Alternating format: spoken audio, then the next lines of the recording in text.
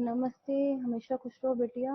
I am JVN doctor Meenakshi, assistant professor in department of Shalakya Tantra, faculty of Ayurvedic science, Jyoti Vidyapeeth women's university. आज का हमारा topic है gingivitis. So what is gingivitis? It is derived from the Latin word gingiva, that is gum. Itis means inflammation. So gingivitis is a reversible oral disease that refers to gingival inflammation induced by bacterial biofilms, also called the plaque, adherent to the tooth surfaces. The bacterial plaque accumulates in the spaces between the gums and teeth and in calculus, that is tartar that forms on the teeth. If left untreated, gingivitis can progress to periodontitis, which is more serious and can eventually lead to loss of teeth. Difference between a healthy tooth and the gum and a diseased tooth and gum is shown in this image. The causes of gingivitis are buildup of bacterial plaque on the teeth, adjacent gingiva and pockets between teeth and gums, releasing toxins that cause an inflammatory response. Buildup of calculus contributes to the chronicity of periodontal disease. If plaque is not removed, it forms a hard mass, commonly called tartar, which traps bacteria that cause gingivitis. Smoking tobacco, faulty dental processes, malocclusion, breathing through the mouth, local trauma, dry mouth, vitamin deficiency, especially vitamin C. Other causes are changes in hormones, which may occur during puberty, menopause, menstrual cycle, and pregnancy. The gingiva may become more sensitive, raising the risk of inflammation. Some diseases such as cancer, diabetes, and HIV are linked to a high risk of developing gingivitis. There is a family history. Experts say that people whose parents have or had gingivitis have a high risk of developing it themselves. Then there is a classification of gingivitis, the course-based classification and the distribution-based classification. The classification according to course, the acute gingivitis, recurrent gingivitis. In the acute gingivitis, it is of sudden onset and short duration and can be painful. A less severe form of acute condition is called subacute. The recurrent gingivitis reappears after eliminated by treatment or disappearing spontaneously. It has the chronic gingivitis. It is slow in onset and of long duration and is painless. Inflammation persists or resolves and normal areas become inflamed. The classification according to the distribution. First one is localized gingivitis, confined to gingiva of single tooth. It has subtypes. The localized marginal gingivitis, confined to one or more areas of the marginal gingiva. Localized diffuse gingivitis, it extends from margins to the mucobuccal fold but is limited in the area. Localized papillary gingivitis, it is confined to one or more interdental spaces in a limited area. Is shown the alveolar mucosa, mucogingival line, attached gingiva, and the marginal gingiva shown in this image. In this image, we are shown the free gingival groove, marginal gingiva, free gingival crest, alveolar mucosa, mucogingival junction, attached gingiva, interdental gingiva, and the sulcus. Here we are shown the parotid papilla, buccal mucosa, labial mucosa, maxillary vestibule, alveolar mucosa, mucobuccal fold, mandibular vestibule. Then there is localized papillary gingivitis image. Uh, the next is the generalized gingivitis. It involves the entire mouth.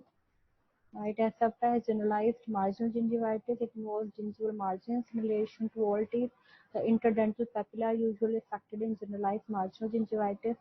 Next is the generalized diffuse gingivitis, which involves the entire gingiva. The alveolar mucosa and entire gingiva are affected. It may be caused by systemic conditions. Here is an image of marginal gingivitis. On the left side there is localized and right side there is generalized gingivitis. The signs and symptoms are bright red or purple gums, shiny gums, gums that are painless except when pressure is applied, gums that easily bleed even with gentle brushing and especially when you floss, receding gum line, bad breath, inflammation, soft gums. The treatment is the type of treatment you may require depends on how advanced your particular case is. Treatment may include any of the following, like more frequent cleanings, scaling, root planning, and curettage of the periodontal pocket.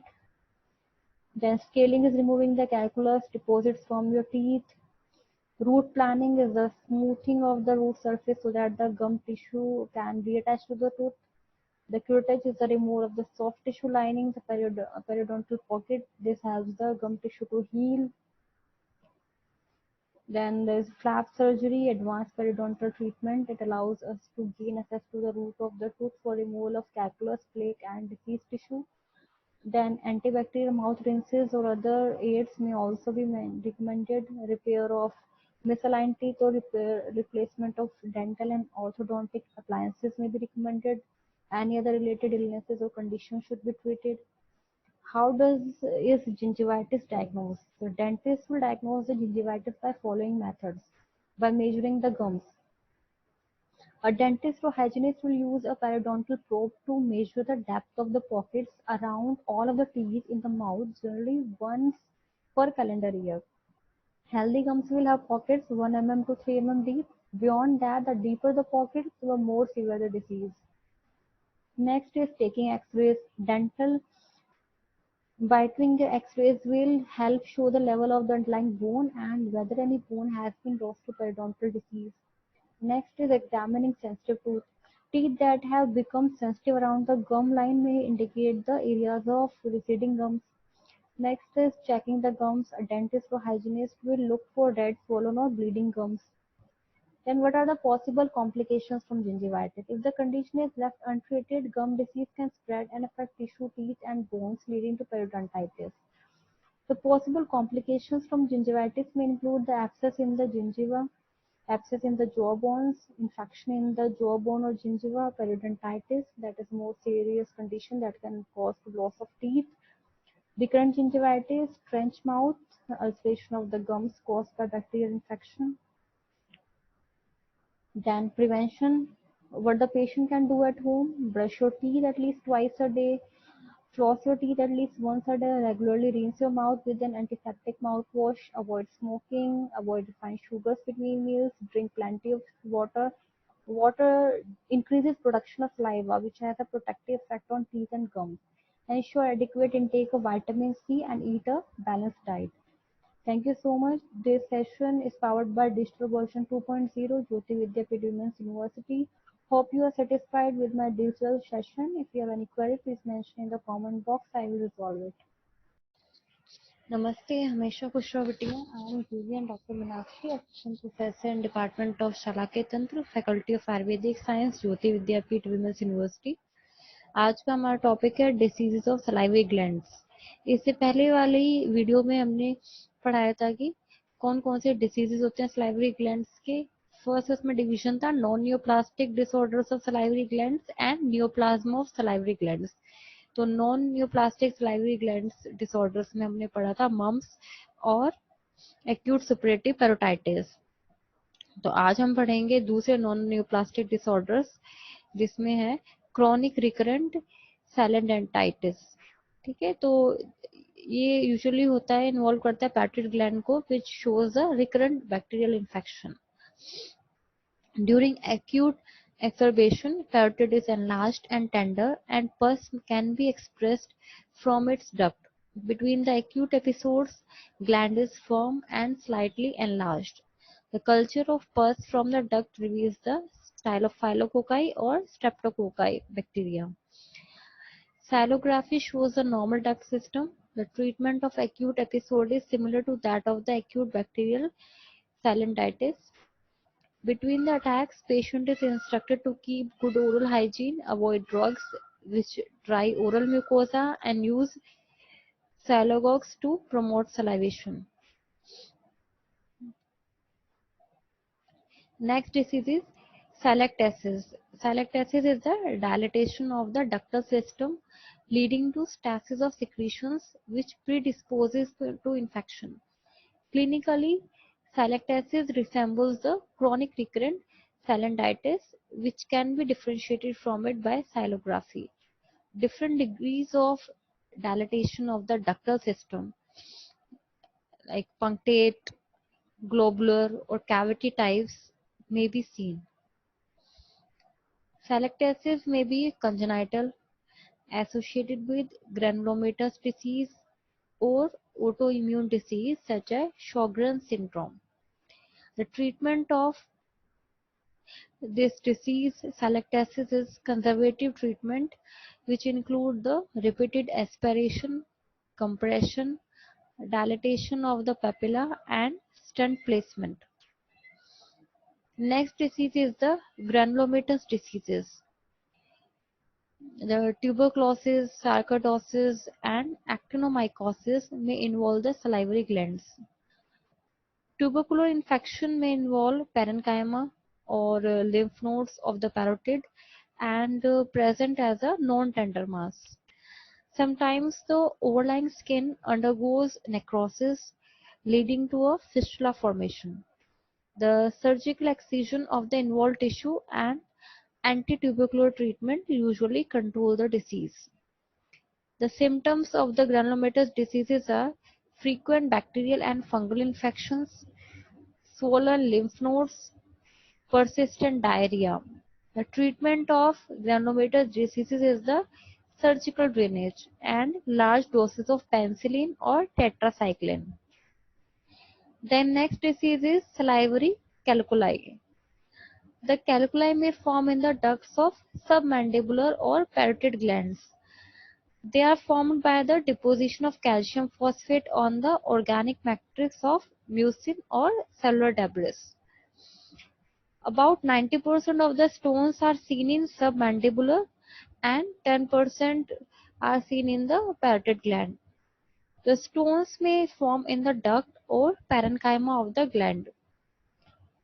The symptoms of salivary calculi are intermittent swelling of the involved gland and pain due to obstruction of the outflow of the saliva. Diagnosis of salivary calculi can be done by a stone is visible at the duct opening or can be palpated. About 80% of the stones are radiopaque and can be seen on appropriate X-rays. Then comes the treatment of salivary calculi. The stones in the peripheral part of submandibular or parotid ducts can be removed intraorally, while those at the hilum or in the parenchyma require the excision of the gland. Then next known neoplastic disorder of the salivary glands is Sjogren's syndrome, which is called the Sika syndrome. It is an autoimmune disorder involving the exocrine glands of the body. The Sjogren's syndrome can be primary or secondary. First, we will study the primary Sjogren's syndrome. It consists of xerostomia or xerophthalmia and is due to involvement of salivary and lacrimal glands. Parotid is the most common involved gland, and it has also been known as a benign lymphoepithelial lesion of parotid or Mikulicz disease. Both sexes are equally involved. Second type is the secondary Sjogren's syndrome, which consists of three major components. First is keratoconjunctivitis sicca, second is xerostomia, and third is the autoimmune connective tissue disorders. So first, the keratoconjunctivitis sicca is due to involvement of the lacrimal gland. Second component is the xerostomia, which is due to the involvement of salivary glands and the minor mucous glands of the oral cavity. Third component is the autoimmune connective tissue disorder, usually the rheumatoid arthritis. Often there is bilateral swelling of the salivary glands, and it is also more common in females. 90% cases are females. Diagnosis of Sjogren's syndrome. Diagnosis depends on history and physical examination of the keratoconjunctivitis and xerostomia. Schirmer's test may be done to prove the decreased tear formation, and biopsy of lower lip for evidence of involvement of minor salivary glands. SSC and SSB antibodies are necessary for diagnosis. Raised ESR, positive rheumatoid factor, and positive anti-nuclear antibodies test help to exclude associated RA और SLA. इसके बाद में next video में हम पढ़ेंगे the neoplasm of salivary glands. Thank you so much. This session is powered by Distro version 2.0, Jyoti Vidyapeeth Women's University. I hope you are satisfied with my digital session. If you have any query, please mention in the comment box. I will resolve it. Thank you so much.